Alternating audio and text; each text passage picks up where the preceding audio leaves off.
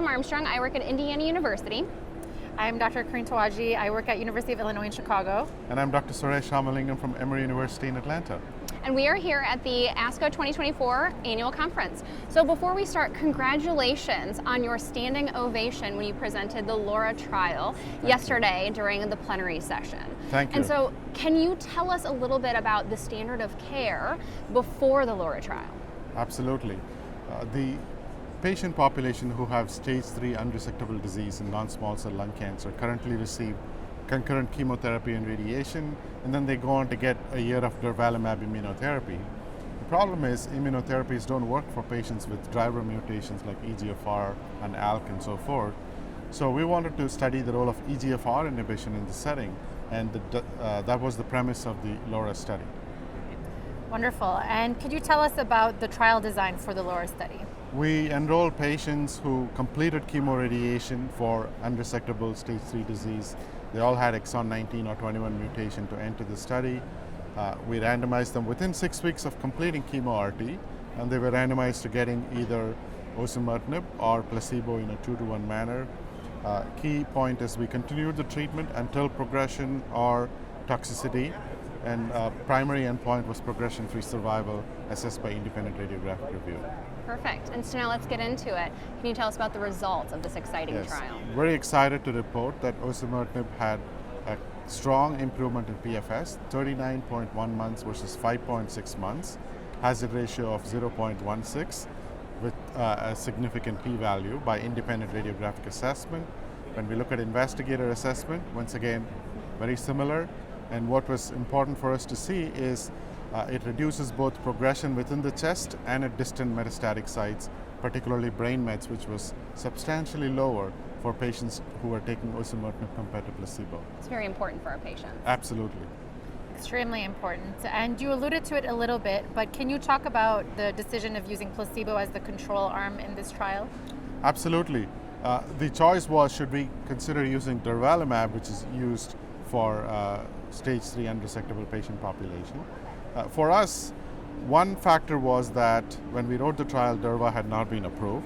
The second is, over several years we've learned that even with high PD-L1 expression, patients who have an EGFR mutation don't respond. The single agent response rate to PD-1 blockade is close to 0. So we didn't feel exposing patients to an immunotherapy just for the sake of having that was appropriate. The third most important practical issue is, if we had durva on the control arm, if patients progress, we have to wait for 2 to 3 months before you can start them with the TKI because of the interaction and toxicities. So we didn't think that was appropriate to ask a patient to wait for 3 months so we can start you on a TKI when they have a new lesion in the brain or somewhere else. That makes sense. You saved them toxicity as well as a lag time to get them on the proper treatment. Yes. And I know the overall survival data is preliminary, it's still immature, but can you tell us about that and then what you expect maybe for what it could be when it is mature?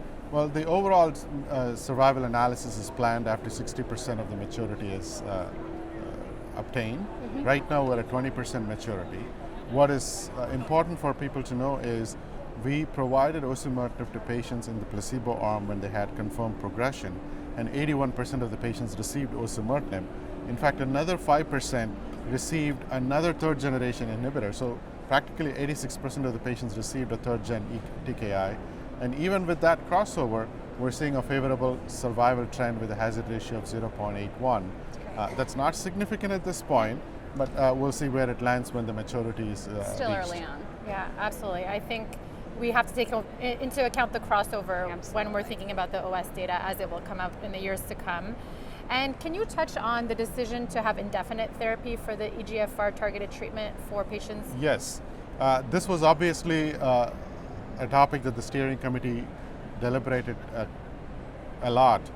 And we came down to these. One, while we would like to believe we're curing patients with chemo and radiation, what we actually saw in the placebo group is less than 10% of the patients are disease-free, or about 10% are disease-free at 2 years. So practically half the patients experience disease progression within 6 months. So this is not looking like a curative setting where you can give therapy for a while and then stop. These patients have cancer in their scans. They have visible radiographic disease. And we know TKIs don't necessarily cure patients. Yeah. They keep the cancer suppressed. So that's the reason why we said we're going to give it indefinitely. In fact, this morning we saw an analysis from the ADORA trial where patients who have been on treatment for 3 years, when they come off, the ctDNA shows emergence of residual disease. So I doubt if we're curing patients with TKI, but we're able to achieve long-term outcomes. Makes sense. So good long-term suppression for these patients. Yes. Yeah. So can you just tell us in one line, I know that's very hard, what this means for the population that you guys are treating? This is a new standard of care for unresectable stage 3 disease for patients with an EGFR mutation. And do you think that there's a future for other driver mutations to have a role in the adjuvant setting? I think this clearly opens the debate for how do we incorporate an ALK inhibitor in this setting for patients with ALK fusion, RET mutation, and RET inhibitors. And at the discussion, Dr. Sequist mentioned that she would consider giving it for her patients because the trials of this type are going to be harder to do in With each patients with individual. less common molecular events. Of course. And then finally, I just wanted to ask, what do you counsel patients in terms of most common side effects? With EGFR inhibition, we know that skin toxicity and GI toxicity are the more common side effects. Thankfully, they are mostly grade 1 in severity. Now, in the chemoradiation setting, there are going to be pneumonitis events that one needs to watch out for. So we also need to alert patients about potential symptoms related to pneumonitis, which again is treatable, just need to be aware of when the symptoms come, when to seek help and so forth. Great. Well, thank you so much for taking the time with us and walking us through the exciting LAURA trial, which is fabulous. Well, thank you so for having enjoy me. the rest of your ASCO. Thank you. Yes, All right. thank you. Yeah.